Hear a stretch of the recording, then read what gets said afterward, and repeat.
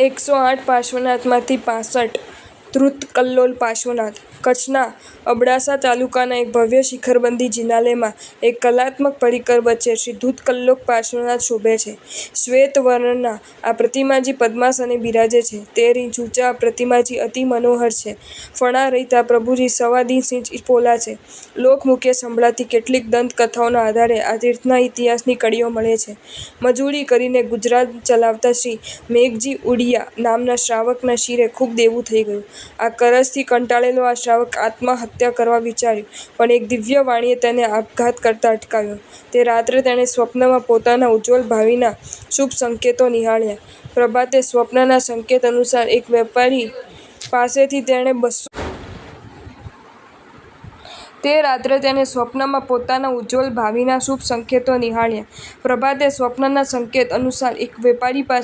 200 કોળી પ્રાપ્ત કરી. તેમાંથી 100 કોળીથી તેણે પોતાનું દેવું ચૂકવ્યું. બીજી 100 કોળી લઈને તે સ્વપ્નના સંકેત અનુસાર ગોધરા ગયો. તે ગામના પૂર્વ દિશાના પાદરે મળેલા હાલરના છીકાડી ગામના દેવરાજ વણિક પાસેથી બળદના પોઠિયા ઉપર રહેલી શ્રી પાર્શ્વ પ્રભુની અલૌકિક પ્રતિમા વધેલી 100 કોળીનું મૂલ્ય ચૂકવીને ખરીદી. આ પ્રતિમાને પ્રાપ્ત કરીને હર્ષાન્વિત બનેલા શ્રી મેઘજી ઉડિયાએ પ્રતિમાજીને સુથરી લાવીને પોતાના ઘરમાં રોટલા રાખવાના કોઠામાં બિરાજમાન કર્યા. આ પરમાત્માની તે નિત્ય શ્રદ્ધાપૂર્વક પૂજા કરવા લાગ્યો. આ પ્રતિમાજી પર ગામના અન્ય શ્રાવકો પણ શ્રદ્ધાયુક્ત અને ભક્તિવાળા થયા. આ ગામના શ્રી મેઘણશા નામના એક શ્રીમંત શ્રેષ્ઠીએ એકદા સમગ્ર જ્ઞાતિના મોટા જમણવારનું આયોજન કર્યું. ધારણા કરતાં માનવ સમુદાય વધુ એકત્ર થયો અને રસોઈ ખૂટી જતાં લાજ જાય તેવી પરિસ્થિતિનું નિર્માણ થયું. મૂંઝાયેલા શ્રેષ્ઠીએ આ પાર્શ્વ પ્રભુને પોતાની લાજ રાખવા પ્રાર્થના કરી. તેને આ પ્રતિમાજીને ઘીના ગાડવામાં બિરાજમાન કર્યા. પ્રતિમાના અપૂર્વ પ્રભાવે બધી રસોઈ વધી ગઈ અને જમણવાર સુખરૂપ પૂર્ણ થયો. ગાડવામાંથી ગમે તેટલું ઘી કાઢવા છતાં ખૂટ્યું નહીં. પ્રતિમાના આ ચમત્કારને જનસમુદાયના ભગવાને ઘીનો કલ્લોલ કરાવ્યો. આ પ્રસંગથી ઓવાળી ગયેલા ભક્તિ ઘેલા શ્રાવકોએ પરમાત્માને ધૃતકલ્લોલ નામથી નવાજ્યા. સંવત 1721માં આ પ્રભાવક પ્રતિમાજી શ્રી સંઘને સોંપવામાં આવ્યા. સંઘે પરમાત્માને એક કાષ્ઠ મંદિરમાં પધરાવ્યા. ત્યારબાદ પાછળના એક ભવ્ય અને મનોહર જિનાલયનું નિર્માણ થયું. સંવત 1896ના વૈશાખ સુદ આઠમના દિવસે પરમાત્માને આ નૂતન જિનાલયમાં ગાદીનશીન કરવામાં આવ્યા. અબડાસાની પંચતીર્થોનું આ પાવન તીર્થ વર્તમાનમાં ખૂબ પ્રસિદ્ધિ પામ્યું છે. આ પ્રતિમાજી સંપ્રતિકાલીન છે. પૂર્વે તે હાલરના છીકાડી ગામમાં બિરાજમાન હતા.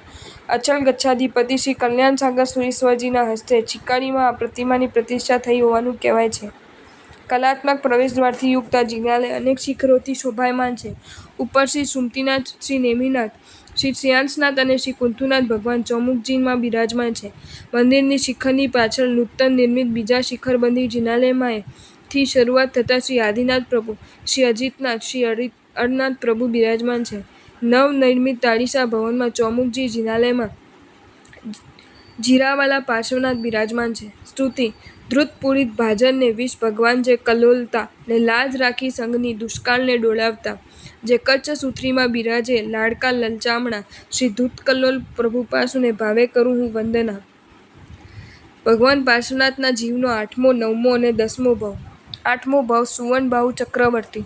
મધ્યમ ગ્રૈવ્યથી આયુષ્ય પૂર્ણ કરીને મરુપોથીનો જીવ જંબુદ્વીપ પૂર્વના મહાવિદયમાં શુભંકર વિજયના પુરાણપારમાં કુશલબાહુ રાજાની સુદર્શના રાણીના પુત્ર સુવર્ણબાહુ ચક્રવર્તી બન્યો. શતખંડના રાજ્યનો ઉપભોગ કર્યા પછી સંયમ ગ્રહણ કર્યો અને ઉગ્ર તપ સાધના કરી.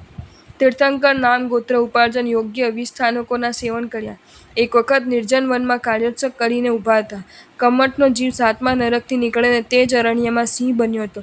તેને ધ્યાનસ્થ મુનિને જોયા. પૂર્વ વૈર જાગૃત થયો. મુનિ ઉપર ઝાપટ મારી. મુનિએ તે પીડાને સંભાવપૂર્વક સહન કરીને અત્યંત શુદ્ધ પરિણામોની સાથે આયુષ્ય પૂર્ણ કર્યું. 9મા.